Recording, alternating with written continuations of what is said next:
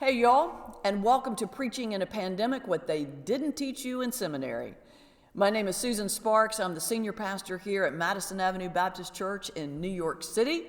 I'm sitting here in my sanctuary with nobody else, which may seem familiar to you. We are all sheltered in place in the middle of this pandemic, and we are preaching basically to an empty room or in our homes to our computers.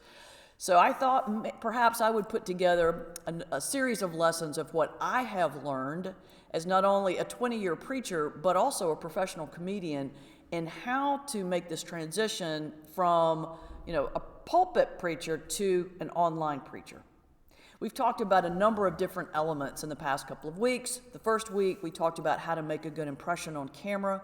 The second week, we talked about eye contact and connecting with that audience. The third week, we talked about authenticity. Last week, we talked about the actual material of the sermon and how to craft spikes to bring people back. And today I want to talk about self-care. Now, I know we've all heard and read books about self-care, but let's be honest with each other. As preacher to preacher, we're horrible at it. Horrible. We preach it, we talk about it, we go, oh, it's so important, but we don't do it. Can I have an amen? It's the truth, right? Seriously, we don't do it. Of all the times that we have got to get really disciplined about this is now. Because if we don't stay strong, our congregations won't stay strong. And let me tell you something else. People can read your mood on camera like that. Every Sunday, you are presenting to them in a close-up camera for the worship service and the sermon. If your energy level's down, if your mood is down, they will see it. And I know you know that over time, a congregation will start to mirror where the pastor is emotionally, physically, and spiritually. So we have to stay strong for our congregations to stay strong. So what I did today is pull together 3 lessons, the 3 things that we can do, really basic things we can do in this pandemic to keep ourselves strong as leaders of these religious communities. Now, our church, Madison Avenue, if you go out these doors, you're right on Madison Avenue in New York City. We're like 3 blocks from the Empire State Building. And we have marquees out in front of the church. So we put signs out there that are kind of funny, poignant, make people think. Our goal is just to get attention because we don't have a steeple. We want street traffic to know we're here. One of the signs a couple of months ago read, honk if you love Jesus, text while driving if you want to meet him. That kind of stuff. One of them was, the reason so many people get lost in thought is because it's unfamiliar territory. Yeah.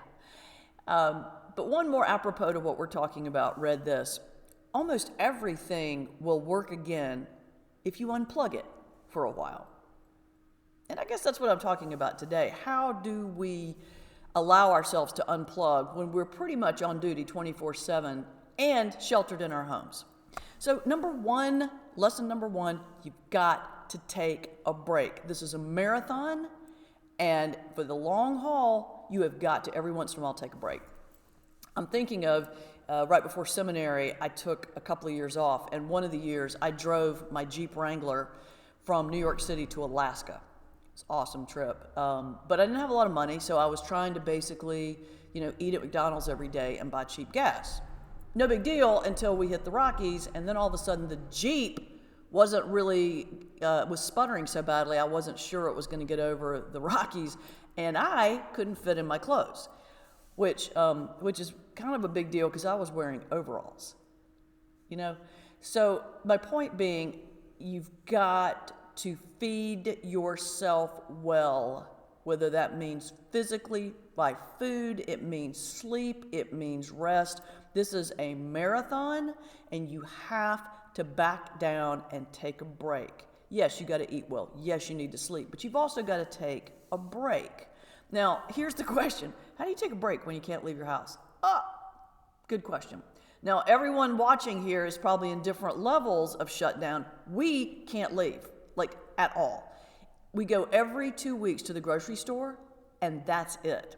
I'm sitting in the church because the church is about 2 steps from my parsonage. I live in the church. So that's why I'm here. Otherwise, we don't leave our house. So how do you take a break?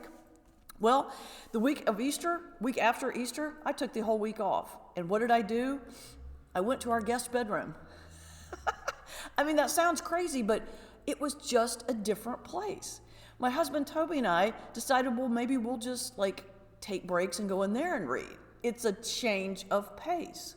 I bought some plants and I started a window garden in that guest bedroom window. So now I'm a gardener and I get to do something different in my house.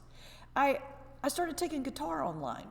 I used to play guitar back in the day, thought I wanted to be a country singer, put it down, haven't played in years, picked it back up. You can learn anything online. Now I'm taking guitar lessons online. Yes, it's in my house. No, I'm not in Tahiti, but it's a break. It is not church. It is not reading theology. It is not writing a sermon. It's something completely different.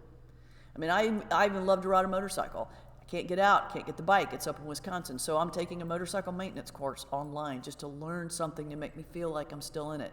Do you see where I'm going with this? You can take a break sitting in your own home. You don't have to get on a plane and go to some lovely tropical vacation site, although that would be great, but that's not happening right now. So give yourself a break, back yourself out of your familiar surroundings and shake it up a little bit. Number 2, laugh. You have to keep your sense of humor right now. You have to. To laugh in a time of crisis may be one of the most powerful tools that we have. It reminds us that what we're experiencing is not who we are. It's not a permanent thing. It is only what we are experiencing in the moment. You've got to remember to laugh. One of our signs out front read this. It said, eat half, walk double, laugh triple, and love without measure. Isn't that great? I'll say it again. Eat half, walk double, laugh triple, and love without measure. You've got to learn or remember. We all know how to laugh. You've got to remember to be able to laugh. And that also means being kind to yourself. To be able to laugh at yourself means to lower your expectations. I wrote a book called Laugh Your Way to Grace, and in it I said, if you can laugh at yourself, you can forgive yourself. And if you can forgive yourself, you can forgive others. And that's kind of life's in a nutshell, right? I mean, we've got to learn to step back, get a little perspective, and laugh a bit. I mean, there was one of our signs out there, again, said, lower your expectations and claim a victory. Well, amen to that. Laugh. Remember, you got to laugh. I keep funny things in my office in my house just to remind me to do it. I've shared some of them with you. I brought a couple extra ones here. Here's a bank. Jesus saves. It says Jesus saves right here. Don't you love it? I also have my Last Supper lunchbox. Very important for every pastor to have. I have a glow-in-the-dark loaves and fishes kit. This is always important to have. I haven't tried. Actually, I wonder if it does glow. I'll have to take it in the dark and see. And this is hanging in my wall in my office. I love it so much. It's 2 angels standing in front of, I guess, St. Peter, and it says, "We're from Manhattan." All dressed in black. Whatever it takes. Remember, you can laugh. And I want to throw out another idea. On my website, susansparks.com, under e-courses is this course. Okay, it's got the YouTube collection of all of the videos for this course, but it also has bonus material with all types of resources you can click on. One of them says resources in humor and preaching. Okay, on that document are all types of live links of organizations that use humor for healing. Take this time while we are sheltered in place to learn a little bit about these organizations and how you might be able to partner with them in your congregation or connect your people to them in their own time of need with their own healing. Here's some examples. There's one called Comedy Cures, run by a dear friend of mine who was a stage 4 twice stage 4 cancer survivor, started this organization from her chemo chair, and now it offers comedy shows and all types of different healing engagements for families going through all types of crisis. Check out Comedy Cures. The link is on the document. There's also a link for doctors and healthcare workers that are using humor with Alzheimer's patients in terms of lightening their day-to-day life, helping them to improve the quality of life. A friend of mine runs a group called Cracking Up. He is a mental health professional. He suffers from depression himself. He's also a professional stand-up. He teaches stand-up comedy to those dealing with mental health issues in order to help them tell their story to others and engage life a little fuller through stand-up. Again, Cracking Up. And it says Stand Up for Mental Health. So check that link out as well. And then there's Clowns Without Borders. I'm serious. There's an organization called Clowns Without Borders doing amazing work in war-torn lands through humor and through comedy. So take this time being sheltered in place to learn a little bit about these organizations and the power that they bring. That's the second thing, remembering you have a sense of humor. And last but not least, number 3, remember why you do what you do. It's so easy to forget why we're here. I mean, the church, the world, life, stress, all this stuff can beat us down. But sometimes you've got to step back and remember why you do what you do. You know, I jokingly have talked about wearing cowboy boots in the pulpit, but it means something more to me than just, something fun or a gimmick.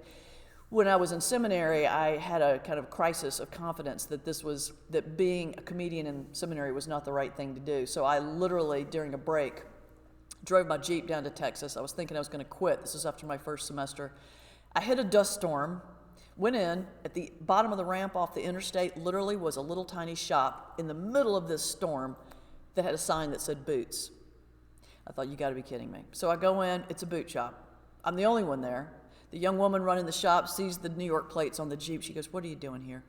Long story short, I tell her my whole story. I quit my job. I was 10 years for a lawyer. I now want to be a minister and a comedian. I feel like that's my call, but it's making no sense. People just don't think this is going to ever get me a job. What am I going to do? She started laughing and she said, "I know exactly what you need." She goes in the back. She comes out with a pair of beautiful cowboy boots and says, "These are preaching boots." I was like, what are preaching boots? She goes, "All the fancy radio preachers around here wear them. What you need to do is buy you a pair so you can put your feet into them." And as the guy said that I sold a pair to last week, he goes, "I need these boots because I need something to put my feet into to make me stand taller and talk louder." Okay, yeah, it was a sales pitch. But right then, it's exactly what I needed to hear. Because I realized all that had happened was that my confidence was gone. The call wasn't gone. The reason for God saying, "I want you in the church. You are being called as a minister with the skill as a comedian. Come." That never changed. I just started doubting it because the world was making me think otherwise. The world was telling me I wasn't worthy. The world was telling me that was a crazy idea. So I bought the boots. I put them on. I never took them off. I went home, finished union, found this beautiful church, and here I am. Never left 20 years later, and now I always wear boots in the pulpit to ground me, to remind me why I do what I do, to remind me of that call and to stand tall and talk loud. And so I encourage you to find that grounding. Take a moment, step back, remember why you're there. Why were you called in the first place? Think about that, journal about it, pray about it, because that power will take you through this and years afterwards. I pray that you will find a little comfort in these 3 ways of coming at the pandemic and keeping strength yourself. I look forward to seeing you next Friday when we will have our last session together, but we will talk about one of my favorite topics, which is how to leverage the power of humor in times of crisis. Take good care.